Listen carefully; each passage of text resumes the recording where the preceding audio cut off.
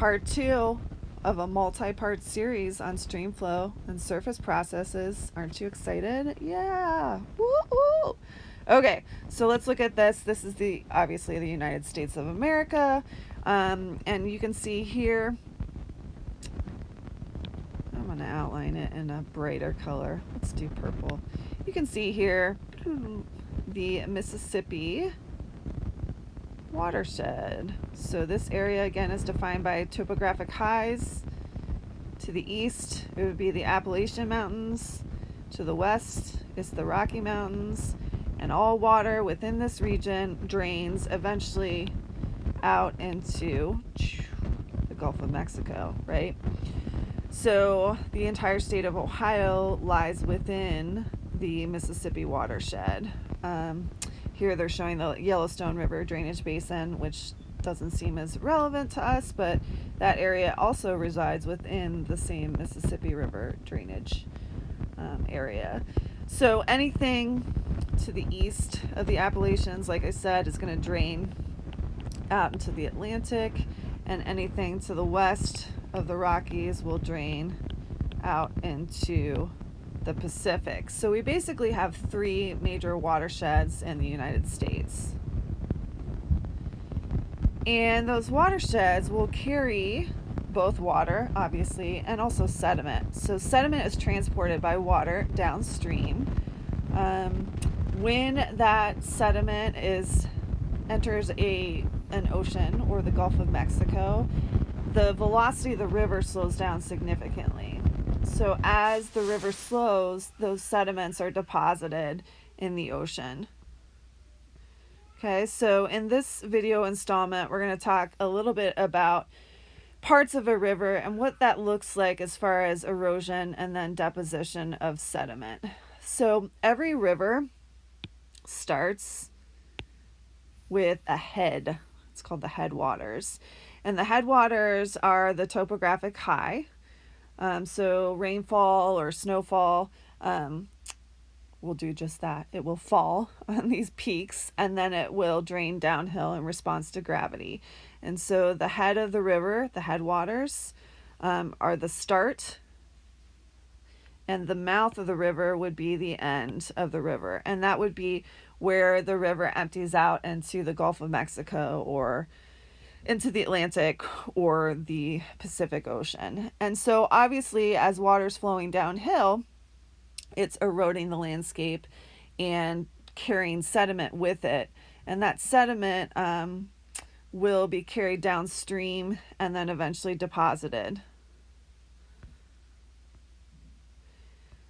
So as a result of that sediment transport and the water flowing in response to gravity, you get these different types of drainage patterns.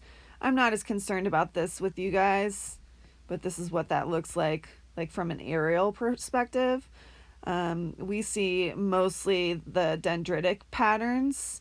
When you fly across the central United States, it almost looks like branches of a tree. So you have all these little streams and tributaries that feed into the main river channel.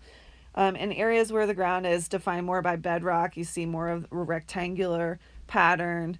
In areas with ridges like the Appalachian Mountains, you might see more of that trellis pattern. And then in steep areas like the Rockies or the Cascades, you're going to get more of a radial pattern of river distribution. And so variables that affect stream flow obviously are going to include topography. So the steeper the gradient of the stream or river, the faster the water flows. The faster the water flows, the more sediment it can carry and the larger sediment that it can carry. And because of that, we get rivers that run really fast and are very turbulent, like the Colorado River, which has a gradient, granted, over hundreds of miles, but it's dropping from 14,000 feet to sea level, which is 0 feet, again, over states, but still it has a steep gradient and is carrying a lot of water. And because it's carrying a lot of water over a gradient, it has the capacity to carry more sediment. Whereas if you look at the stream in my backyard, it's very flat. It's generally flowing low and slow, and it's carrying far less sediment. So I'm not going to rage the rapids in Spring Run in Westerville, but I could in Colorado River. Okay. So the slope or gradient of the stream affects stream flow, and then also the shape of the stream and cross section. Narrow, deeper channels with high stream flow tend to kind of erode faster. Okay. All right, so when we look at a cross section of a stream, we've got a deeper channel on the bottom here and a wider channel on the top. The maximum velocity is always going to be in the center of the stream where there's the least amount of resistance to flow. And so that makes perfect sense, right? Not on the banks. These are the banks of the river. Because here, obviously, the water's getting dragged kind of against rock and sediment and roots and whatnot. So it's slowing. Same could be said at the bottom of the channel where there's a bunch of sediment. It's called the bed load. So the water's going to flow the fastest in the center of the stream.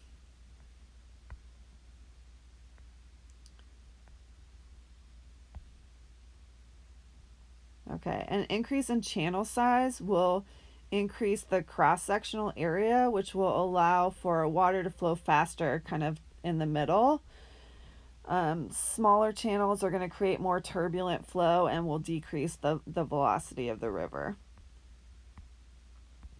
And then obviously the river is not only carrying water, but it's also carrying sediment.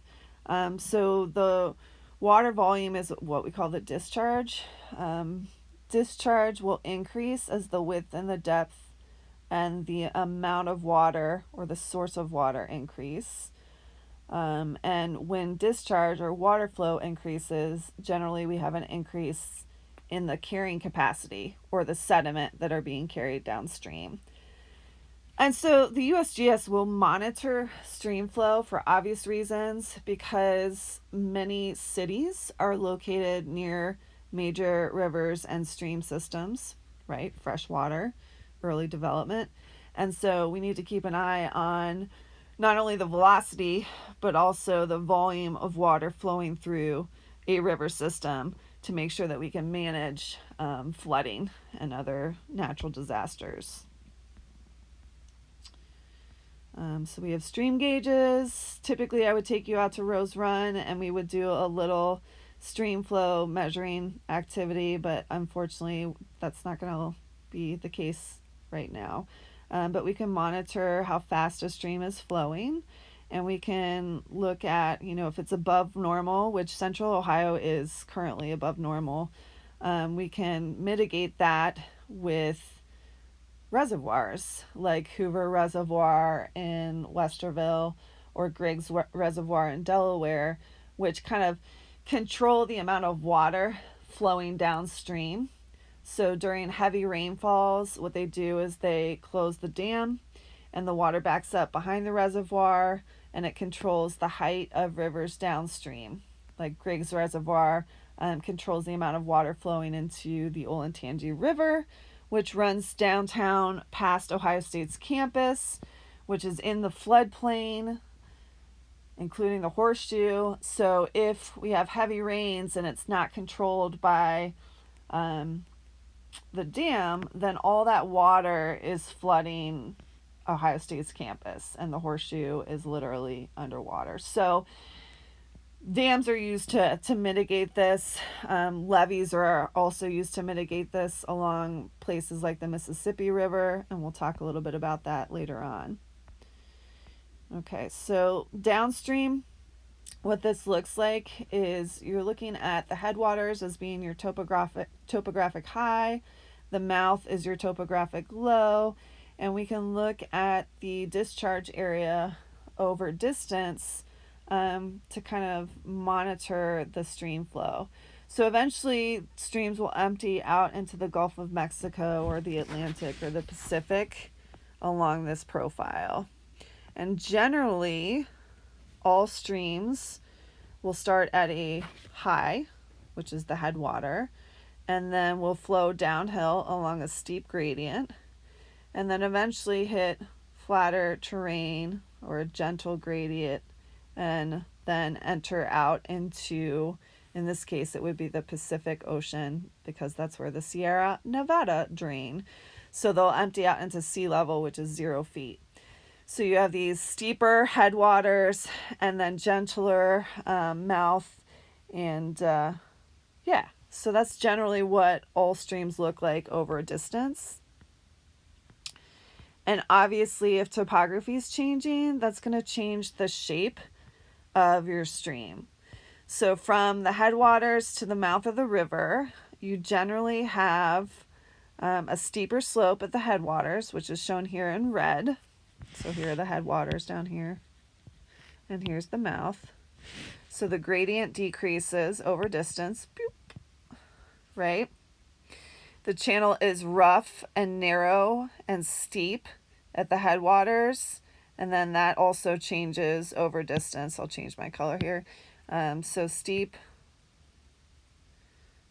and rough, flat and gentle. Generally, you have more water. So at the headwaters, all that water is going to flow down these little tributaries that eventually feed into a main channel. And so as they feed into the main channel, there's more discharge of water. Whoops. I don't know why I did that, but anyway. There's more discharge or volume of water that's flowing into that mouth of the river. And you also see an increase in the channel size. So you have tributaries feeding into one major stream system, and that one major stream system then becomes a bigger river, like the Mississippi, for example, as it enters the mouth, which is the Gulf of Mexico. So you have all these changes and variables in the formation of a river from its peak to its point of entry, which is the mouth of the river. I'm going to go ahead and stop here, and in the next video of our multi-part series on stream flow and processes, I'm going to talk about sediment transport. All right, peace out.